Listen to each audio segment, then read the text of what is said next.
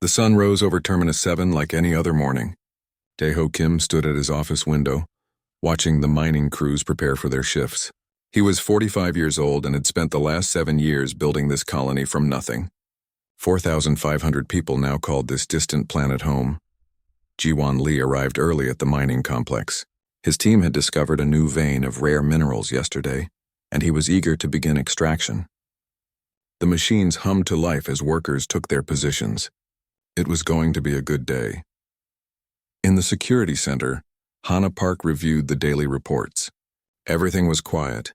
Too quiet, perhaps. She had served in the military before coming to Terminus 7, and old habits made her cautious.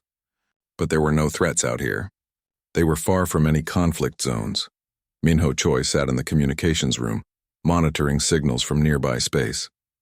At 27, he was the youngest department head in the colony.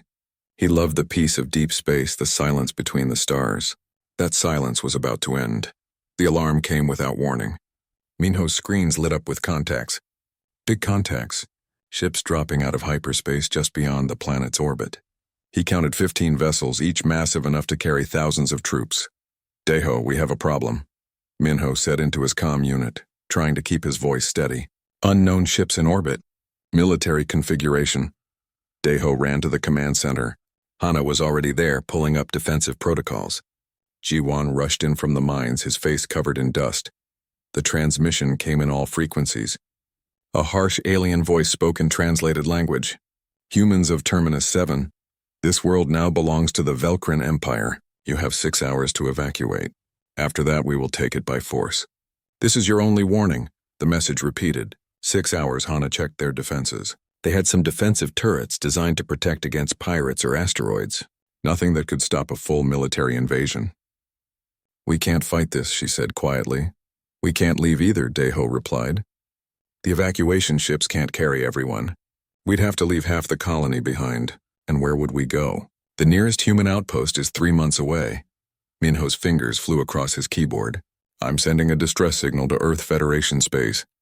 But their nearest military fleet is 3 weeks away. Maybe more. Ji-won looked at the sensor data. These ships are advanced. Their weapons could level the colony in minutes. But they're giving us time. Why? Because they don't see us as a threat, Hana said bitterly. We're insects to them. Daeho made his decision. We're not leaving. This is our home. We built it with our hands. If they want it, they'll have to fight for every meter. The next 6 hours were chaos. Hana organized the colonists into defensive groups. She handed out every weapon they had. Ji-won and his engineers modified mining equipment into makeshift weapons. They planted explosives in the mine tunnels. Minho sent message after message into space, praying someone would hear. The children and elderly were moved to the deepest shelters. Everyone else prepared to fight. Farmers, teachers, doctors, miners. None of them were soldiers, but all of them were human, and humans don't run. When the 6 hours ended, the Velcrin ships opened fire. Energy beams rained from the sky. The colony's shields held for 30 minutes before they shattered. Explosions rocked the settlement. Buildings collapsed. Fire spread through the streets. Landing craft descended through the smoke. Velcrin soldiers emerged, 7 feet tall and covered in advanced armor. They carried weapons that could punch through concrete. They expected the humans to surrender immediately. Instead, they walked into hell. Hana's security teams hit them from every direction. Bullets and explosives tore into the alien soldiers. The Velcrin had better armor and weapons, but the humans knew every street, every building, every hiding spot. Ji-won triggered the mine traps. Explosions collapsed tunnels on top of Velcrin troops. The aliens had superior technology, but the humans fought with desperate courage. Minho stayed at his post coordinating resistance efforts. He guided teams to ammunition caches, warned them of enemy movements, and never stopped sending messages into space. Daeho fought alongside his people. He saw friends die. He saw the colony burn, but he also saw humans standing firm against impossible odds. They weren't winning, but they weren't breaking either. The battle raged for 3 days. The Velcrin expected quick victory. Instead, they bled for every building. Their soldiers learned to fear the narrow streets where humans ambushed them. They learned that these creatures didn't surrender. On the 3rd day, Velcrin reinforcements arrived. They surrounded the last defensive positions. The humans were out of ammunition, out of supplies, out of options. But they still didn't surrender. Thralvex, the Velkrin Supreme Commander, watched from his flagship. He had never seen such resistance from what his people called a primitive species. These humans should have broken on the first day. Instead, they made his soldiers pay in blood for every meter. Enough, he finally ordered. Use heavy weapons. End this. The bombardment was devastating. The last human defenses crumbled. Velkrin troops stormed through the ruins. They found Daeho trying to protect a group of wounded colonists. They found Hana still firing her empty weapon at them. They found Jiwon in the wreckage of the command center. They found Minho at his communications post, hands still on the keyboard. The Velkrin took 2,100 humans prisoner. The rest were dead. The colony was destroyed. Thralvex considered it a victory, though it had cost him more soldiers than the last 5 conquests combined. The prisoners were loaded onto transport ships. They were bound and guarded, but their eyes still held defiance. These humans had lost everything, but somehow they looked at their captors without fear. In the prison hold, Minho managed to whisper to Hana despite his broken ribs. The message got through. Before they destroyed the transmitter. Earth knows what happened here. Hana nodded slowly. Blood dried on her face, but she almost smiled. Then they're coming. They'll come too late for us, Daeho said quietly from across the hold. Maybe, Minho replied. But they'll come. And when they do, these aliens will learn what it means to attack humans. On his flagship, Thralvex reviewed the battle reports. His second-in-command navigator Krixtal stood beside him. The planet is ours, Commander, Krixtal said. But I must note something unusual. These humans fought harder than any species we've encountered. They showed no fear even when defeat was certain. Thralvex waved dismissively. They lost. That's all that matters. Prepare the mining operations. This planet has valuable resources. Yes, Commander, Krixtal said. But he couldn't shake a feeling of unease. In all his years of military service, he had never seen anything like these humans. They fought like they expected to win, even when winning was impossible. In the prison hold, Daeho looked at his fellow survivors. They were hurt, exhausted, and defeated. But he saw something in their eyes that the Velkrin couldn't understand. Hope. Not hope for rescue, not hope for survival, hope for revenge. Because somewhere out in space, their message was traveling at the speed of light. And when it reached Earth, everything would change. The Velkrin thought they had won a simple conquest. They had no idea they had just made the worst mistake in their empire's history. They had attacked humans, and humans never forget. The message from Terminus 7 reached Earth 3 weeks after the attack. It arrived in the middle of the night, but within an hour every major government building blazed with light. People didn't go home. They couldn't. Admiral Taehyung Kang was 52 years old and had served in the Earth Federation Navy for 30 years. He had fought pirates, smugglers, and the occasional border dispute. But he had never seen anything like the images from Terminus 7. The transmission showed the colony burning. It showed civilians fighting against professional soldiers. It showed Velkrin troops executing prisoners. It showed children hiding in ruins. And then it showed the final message from Minho Choi, sent seconds before the communications tower fell. They came without warning. They gave us 6 hours. We fought for 3 days. If anyone receives this, tell our families we didn't surrender. Tell Earth what happened here. Tell them to make these aliens pay. Admiral Kang played the message 12 times. Each time his expression grew harder. Around him, the military council watched in silence. No one spoke. What was there to say? Dr. Yunahan, the Federation's leading expert on alien species, finally broke the silence. The Velkrin Empire. I've been studying them for years. They've done this to 17 other species. Complete conquest or total destruction. They see it as their right. Then they've never encountered humans, Admiral Kang said quietly.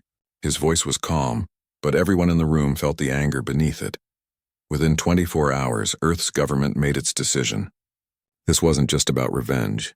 This was about sending a message to every species in the galaxy.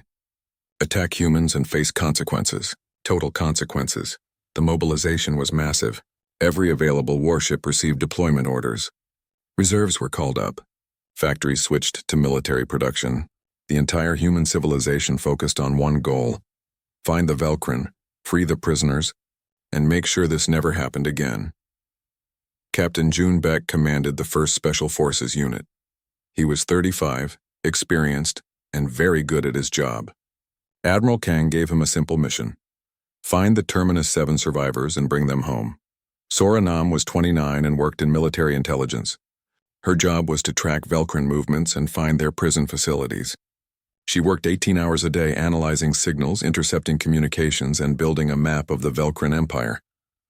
Found them, she said one morning, exhausted but triumphant. The prisoners are on a world called Velcaris. It's a prison planet. They're using our people as slave labor in the mines. Captain June gathered his team. They would go in fast, hit hard, and extract every human they could find. It was dangerous, but these were their people. Failure wasn't an option. The strike force entered Velcrin space quietly. Stealth ships, electronic warfare, careful planning. They destroyed 3 Velcrin communication stations simultaneously, cutting off any chance of warning. Then they hit Velcaris. On the prison planet, life was brutal. Daeho Kim and the other survivors worked 16 hours a day in the mines. The Velcrin guards beat anyone who slowed down. Food was minimal, medical care was non-existent, but the humans didn't break. Daeho organized them into small groups. They sabotaged equipment. They slowed production. They took care of each other. And they waited. Hana Park had killed 3 guards in the first month. The Velcrin punished her severely, but she survived. She taught other prisoners how to fight with their hands, how to turn any object into a weapon. The guards learned to fear her. Jiwan Lee used his engineering knowledge to make the mines less efficient. Small changes difficult to detect. Broken tools, collapsed tunnels, confused schedules. The Velcrin couldn't figure out why production kept falling. Minho Choi had convinced the guards he was simple and harmless.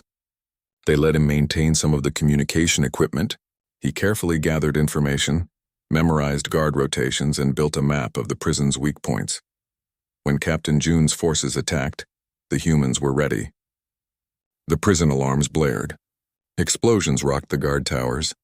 Velcrin soldiers rushed to their positions, confused and disorganized. Inside the prison, Hana didn't wait. She killed the nearest guard with his own weapon. Other prisoners followed her lead. Within minutes, a full riot was underway. Captain June's troops fought through the outer defenses. They were outnumbered but better trained. More importantly, they were angry. Every soldier knew what had happened at Terminus 7. They fought like demons. Daeho led prisoners to the armory. They grabbed every weapon they could carry. Former farmers and teachers became soldiers. They had spent months as victims. Now they were fighters again. The battle for Velcaris lasted 6 hours. When it ended, every human prisoner was free. The Velcrin garrison was destroyed. Captain June's forces loaded the survivors onto transport ships. Daeho shook the captain's hand.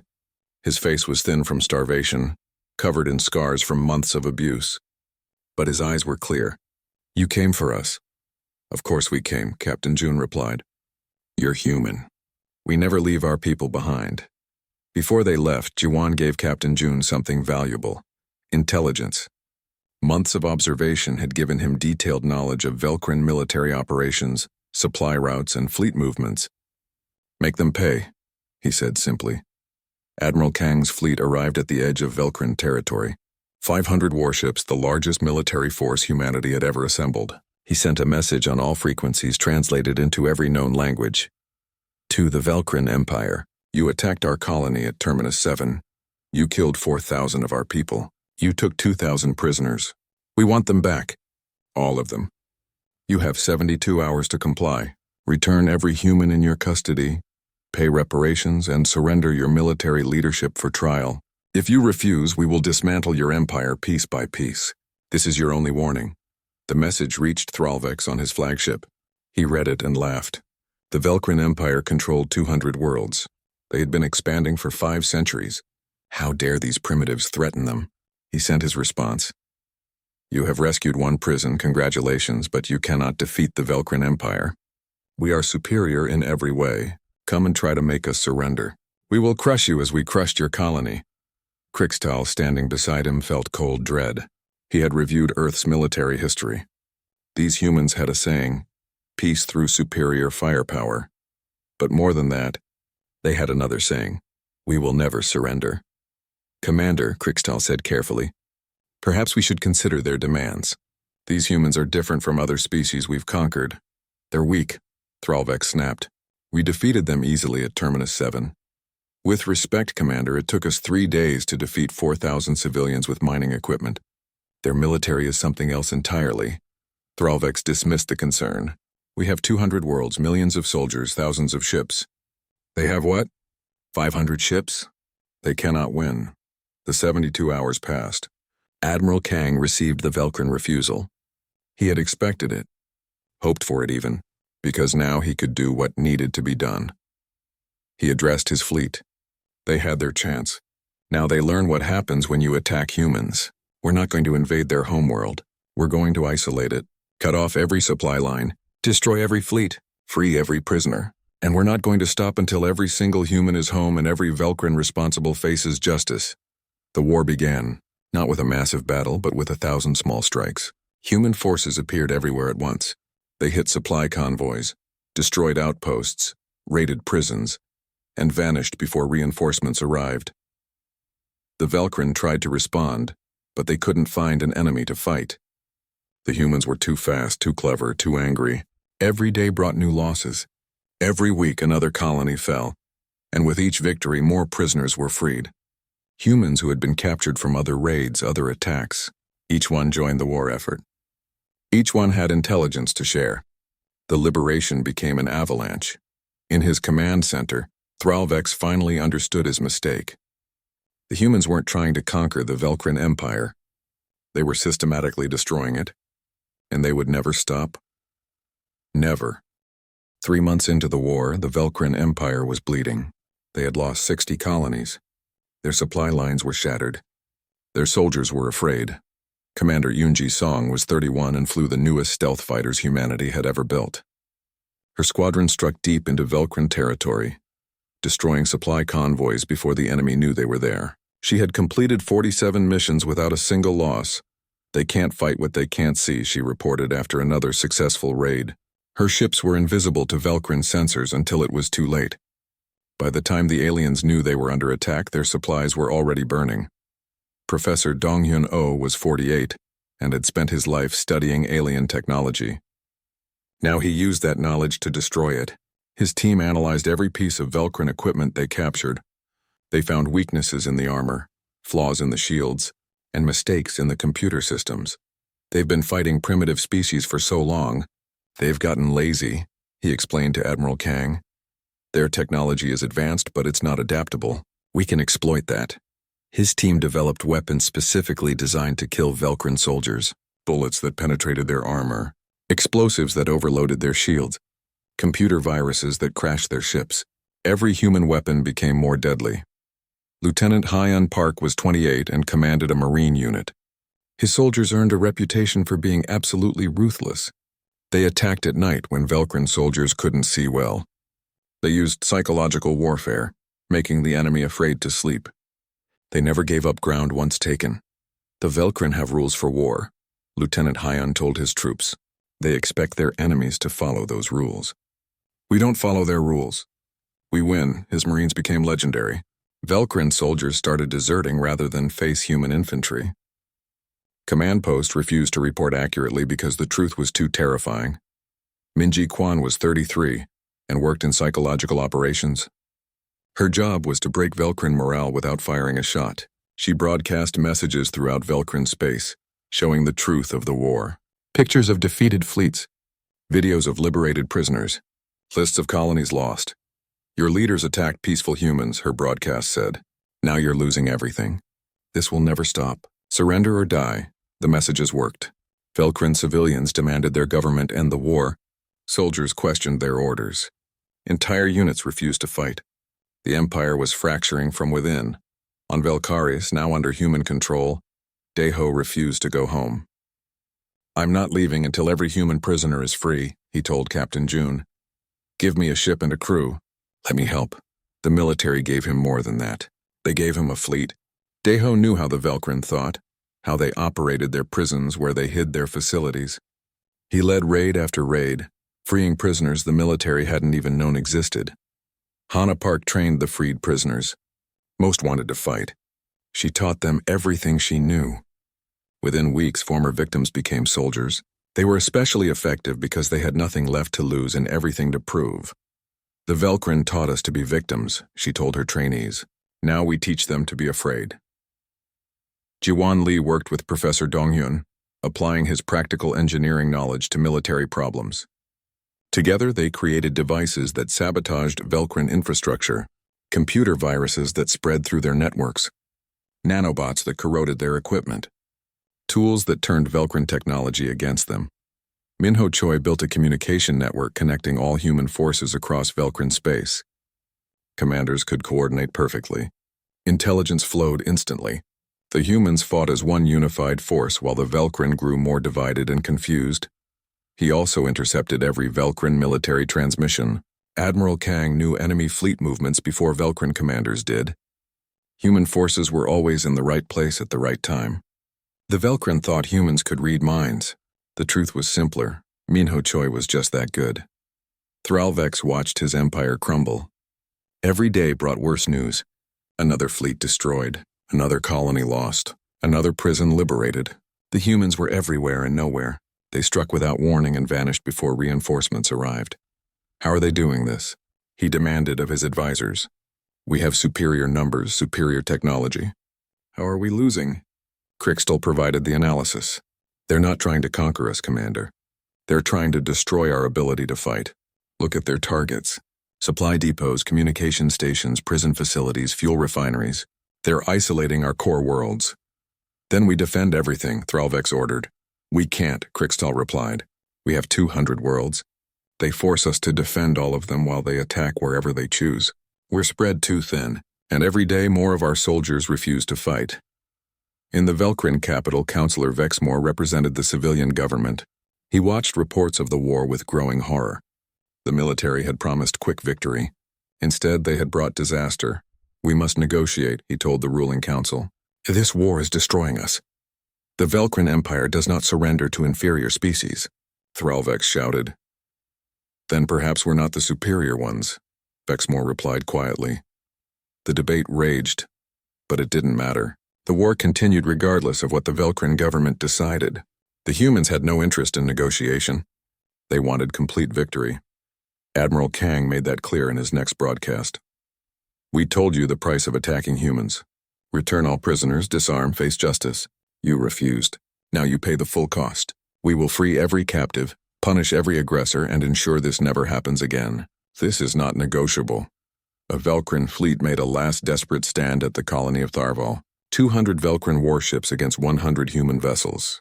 The Velcrin had numerical advantage. Better weapons, stronger shields. They should have won. They lasted 3 hours. Commander Yunji's stealth fighters destroyed half their fleet before the Velcrin even knew humans were present.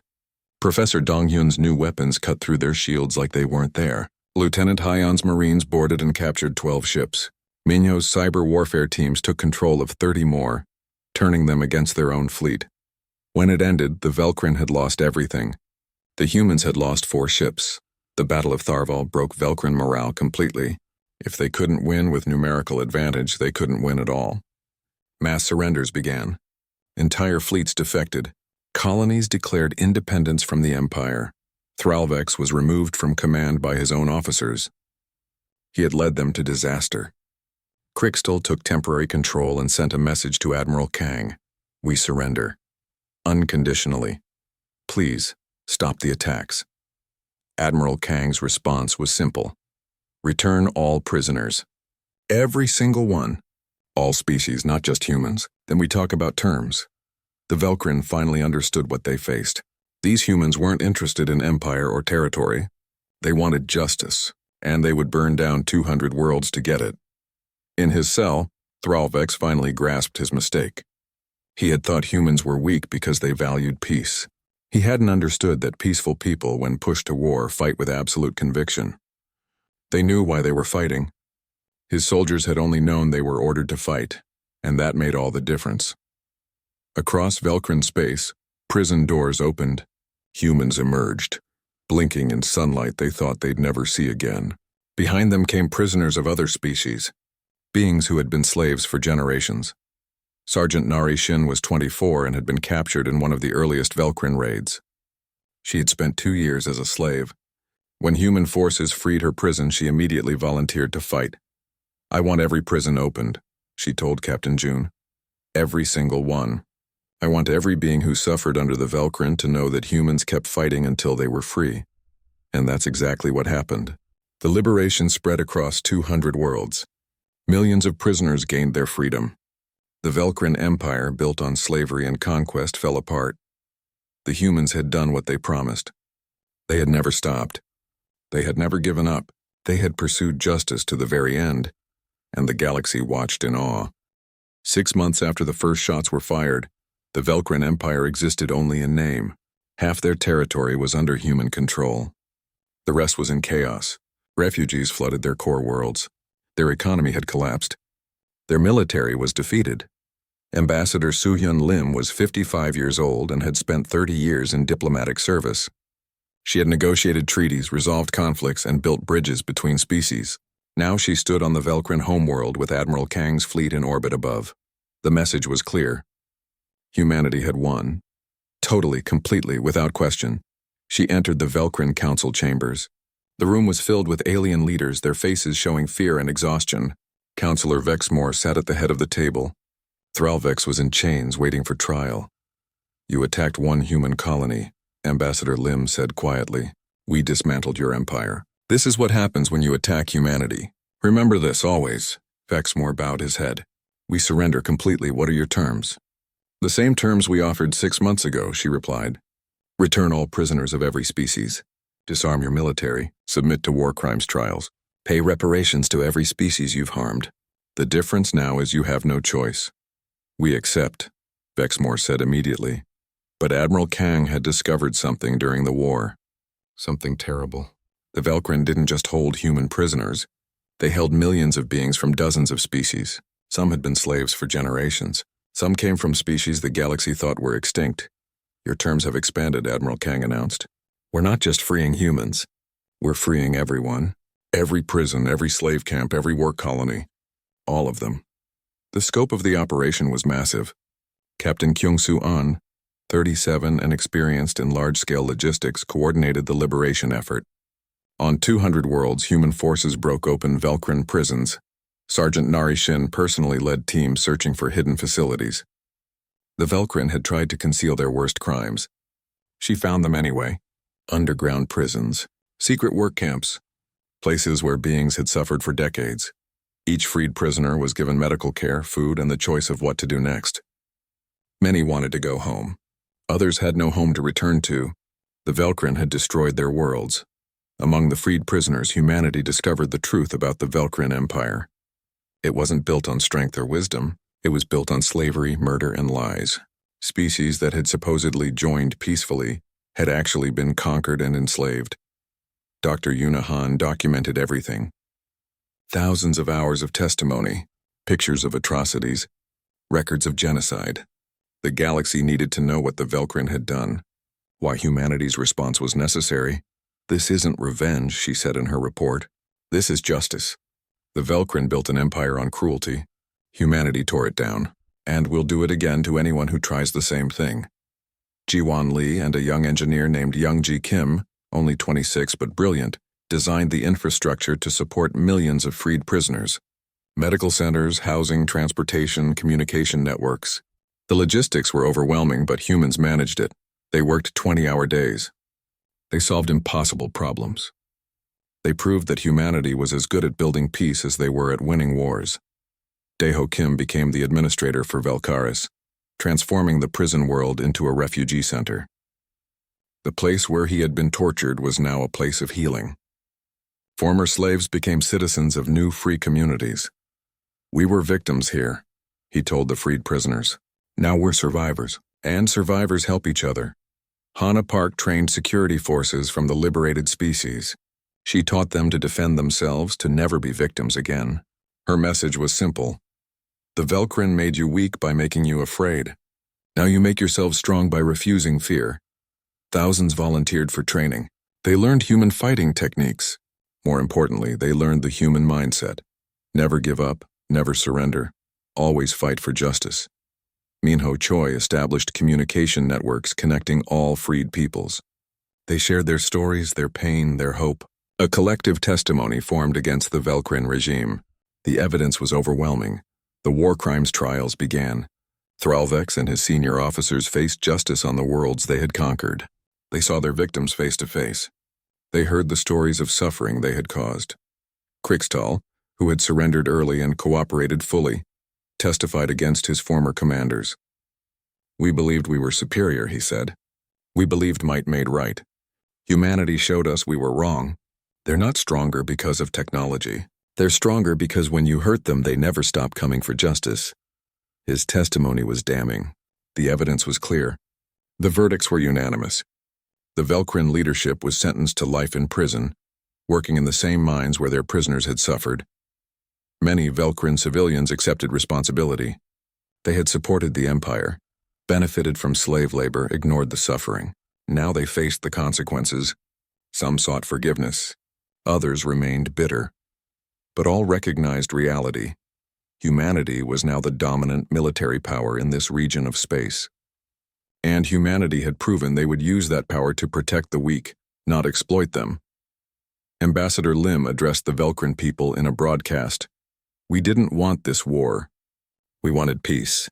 You forced this upon us. Now you'll live with the consequences. But understand, humanity doesn't seek empire. We seek justice.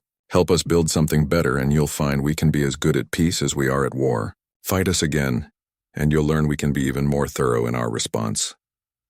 The message spread throughout former Velkrin space, to every species that had been freed, to every world that had watched the war. Humanity meant what they said. Attack them, face total consequences. Work with them, find generous partners. New governments formed on liberated worlds. Species that had been enemies under Velkrin rule now worked together. They formed the Liberation Coalition, dedicated to maintaining peace and preventing future aggression.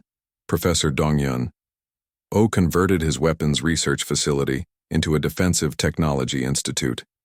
"We proved we can destroy," he told his team. "Now we prove we can protect." They developed shields, early warning systems, and defensive satellites.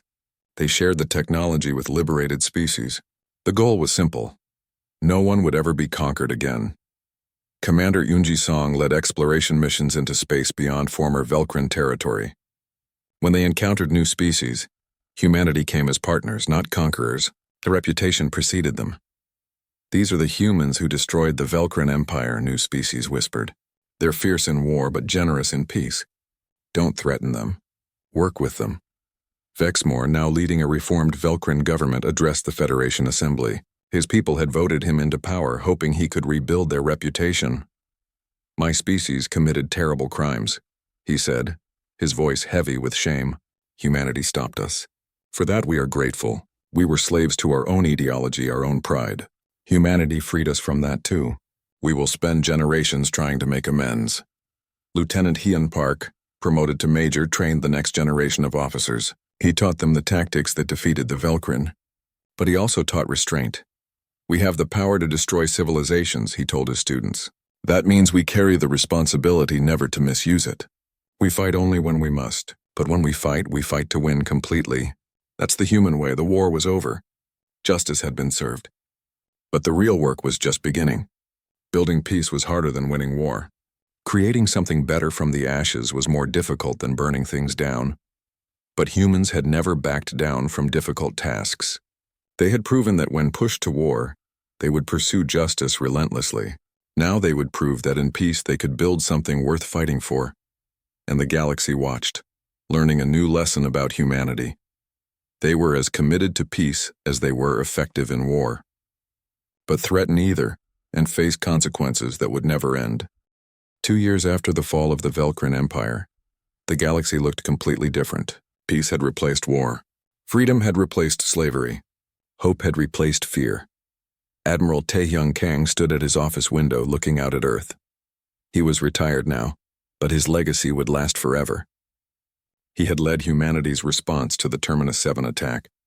He had proven that attacking humans had consequences. Absolute consequences. "We changed the rules," he said to a young officer visiting for advice. Before Terminus 7, aggressive species thought they could attack weaker ones without real punishment. Now they know better. Attack humans and we will never stop until justice is done. The whole galaxy knows this now. The young officer asked, "Do you think we'll face another war?" Admiral Kang smiled slightly. In the 2 years since Terminus 7, not a single aggressive species has targeted human space. Word spread. Everyone knows what happens when you attack humans. Peace through strength, through determination, through absolute commitment to justice. Daeho Kim returned to Terminus 7. The colony had been rebuilt, better than before. Where ruins had stood, new buildings reached toward the sky. Where blood had soaked the ground, gardens grew. But in the center of the colony stood a memorial. The memorial bore the names of all 4,400 colonists who died in the original attack. Every name, every face, every story remembered. Daeho ran his fingers over the names of friends he'd lost. "We remember," he said at the dedication ceremony. "We will always remember. They gave their lives defending their home. We honor them by building something better." The memorial had another purpose. It reminded everyone who visited, this is what happens when you attack humans. They never forget. They never forgive. But they also never stop building, growing, and protecting others. Hana Park commanded the Federation Rapid Response Force now. Her unit existed for one purpose: protect vulnerable species from aggression. They had saved 3 species from conquest in the past year alone. The Velkrin taught us that evil exists in the galaxy, she told her troops during a training exercise. We taught the galaxy that humanity will stand against it. Wherever cruelty appears, we respond. Wherever the strong prey on the weak, we intervene. That's our mission now. Her forces were legendary, fast, effective, and absolutely ruthless when necessary. Aggressive species learned to avoid any territory under human protection. The cost was too high. Jiwan Li worked with former Velkrin engineers now. They collaborated on peaceful projects, sharing technology and knowledge, building instead of destroying, creating instead of conquering. Hatred doesn't have to be permanent, he explained to a young Velkrin engineer. But consequences are, your people attacked us. We responded. That's history. Now we build the future together. But if anyone attacks us again, the response will be the same. We will never stop until justice is done. The young Velkrin nodded, understanding. The lesson had been learned. The whole Velkrin species had learned it through pain and defeat. Minho Choi's communication network now connected hundreds of species across the galaxy. Information flowed freely. Threats were identified early. Cooperation replaced conflict. His greatest achievement was creating transparency. No species could hide their crimes anymore. Knowledge prevents wars, he said in an interview. When everyone knows what everyone else is doing, aggression becomes much harder. The Velkrin conquered in secret for centuries. Now everyone watches everyone. It's not perfect, but it's better. Captain Jun Bayek, now a general, trained the next generation of Special Forces officers. He taught them everything he knew about combat strategy and determination. But he emphasized something else too, restraint. We have incredible power, he told his students. We can destroy entire civilizations if we choose. That power comes with responsibility. We only fight when we must. We only kill when necessary.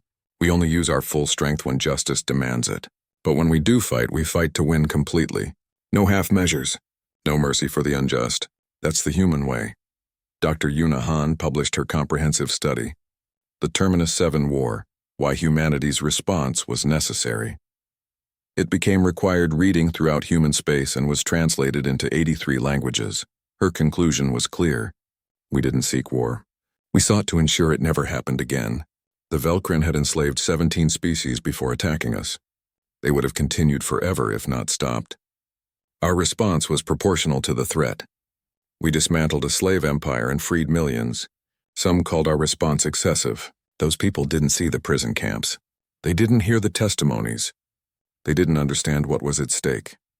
Commander Yoonji Song, now an admiral herself, led exploration fleets into unknown space. When they encountered new species, humanity came as friends. They offered technology, protection, and partnership. Most species accepted gladly. The galaxy knows who we are now, she said. We're the species that destroyed the Velkrin Empire to free prisoners. We're the ones who never stop, never quit, never accept injustice. New species see that reputation and want to be our allies, not our enemies. That's how you build lasting peace. Professor Donghyun Oh's Defensive Technology Institute helped dozens of species improve their security. Shields, weapons, early warning systems, everything needed to defend themselves. We can't protect everyone personally, he explained. but we can give them the tools to protect themselves. And we can promise that if anyone attacks them, we'll respond. That promise has kept the peace better than any weapon. The Liberation Coalition grew stronger every year. Species that had been freed from Velcrin slavery now worked together, maintaining peace and supporting each other. They built something the galaxy had never seen. A true alliance based on mutual protection and shared values. Ambassador Soo-hyun Lim negotiated the Galactic Peace Accords. 53 species signed, agreeing to prohibit slavery, protect refugees, and respect each other's sovereignty. The penalty for violation was clear: face humanity's response. These accords work because everyone understands the consequences, she said. Break the peace and humanity will pursue you until justice is served. We've proven we mean it. That makes negotiation much easier. Thrallvex and his officers still served their sentences, working in the mines where their prisoners once suffered. They were old now, broken by years of hard labor. But they were alive, which was more mercy than they had shown their victims. Krixtal worked in reconciliation programs, teaching young Velcrin about their species' crimes. We must remember, he told them, not to feel guilty forever, but to never repeat these mistakes. The humans showed us what happens when you choose cruelty over compassion. We must choose better. Vexmoor's reformed government had established diplomatic relations with most of the galaxy. The Velcrin people were rebuilding their reputation through hard work, honesty, and genuine remorse. It would take generations, but they were trying. The 4 survivors of the original Terminus 7 attack gathered every year: Daeho, Hana, Jiwon, and Minho. They shared a meal, told stories, and remembered friends who didn't survive. Was it worth it? Minho asked quietly one evening. All the fighting, all the death, everything we did? Daeho looked around at his rebuilt colony, at the peaceful galaxy, at the millions of freed beings living in freedom. They attacked us thinking we were weak. We proved them wrong. We didn't just fight back. We changed everything. We freed species that had been slaves for generations. We established peace through strength. Yes, it was worth it, Hana added. They wanted to know what happens when you attack humans. Now everyone knows. We don't just fight back. We fight until justice is done, until every prisoner is free, until the threat is ended, forever. Jiwon raised his glass. To those we lost, to those we saved, to the galaxy we built together. They drank in silence, honoring the dead and celebrating the living. Across the galaxy, a new generation grew up learning about Terminus 7. They learned about the colony that was attacked, about the civilians who fought back, about humanity's response, about justice pursued relentlessly across 200 worlds. And they learned the lesson that every species now understood. Never attack the humans. Not their colonies, not their ships, not their people. Because if you do, they will come for you, and they will never ever stop until justice is served. They don't seek conquest. They seek accountability. They will pursue it to the ends of the galaxy. They will dismantle empires if necessary. They will free every prisoner, punish every aggressor, and ensure it never happens again. That's what it means to attack humans. That's what the Velcrin learned. That's what the galaxy remembers. In Earth Federation headquarters, a banner hung in the main hall. Simple words that carried absolute meaning. Terminus 7. We will never forget. We will always respond. And the galaxy lived in peace, because everyone believed it.